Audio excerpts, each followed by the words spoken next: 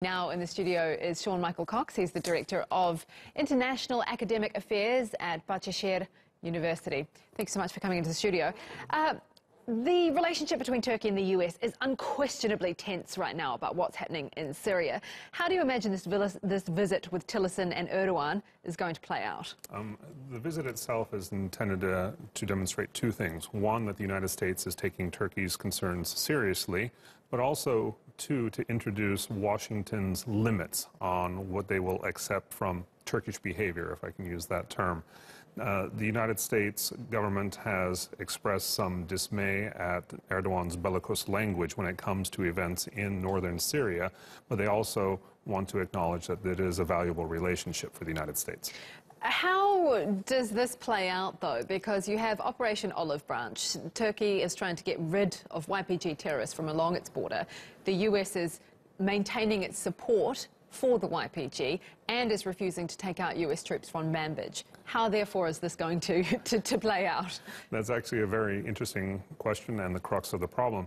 The United States has currently been supporting the YPG because they see them as the most effective and unified force in northern Syria, and they're not particularly happy with some of Turkey's allies in the Free Syrian Army. However, they've been sending mixed messages to Turkey about whether or not they're truly acknowledging Turkey's legitimate security concerns versus their own national interests. So hopefully this meeting will be the first of a series of high-level meetings where they can set the ground rules for constructive dialogue and find a way to move forward. Surely, though, the issue of US troops in Manbij is creates a bit of an impasse. I mean, if neither side is willing to move on this issue, then what is the solution?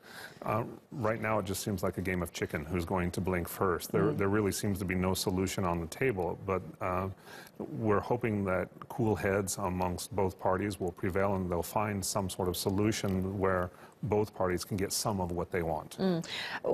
Does Turkish President Recep Tayyip Erdogan have alternative options, perhaps moving closer or building relations with the likes of Russia or Iran, you know, as a kind of backup in case the US relationship implodes? Well, he has already started reaching out to them, and of course through the purchase of a missile defense system and extending relations with Iran, he's creating that environment. However, by implicitly siding with them, he's also supporting implicitly the al-Assad regime, which Russia and Syria both back. So that's an interesting conundrum for the Turkish government.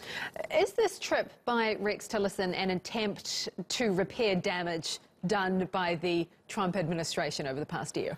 Well, the Trump administration has been very bad in sending a consistent message to the Turkish government, and so I believe that, yes, this is a way of intending to communicate to them what the final message is going to be and how we can move forward. And again, I think it's important that they begin a high-level dialogue that's very consistent, rather than depending on lower-level diplomats to try and resolve the issue.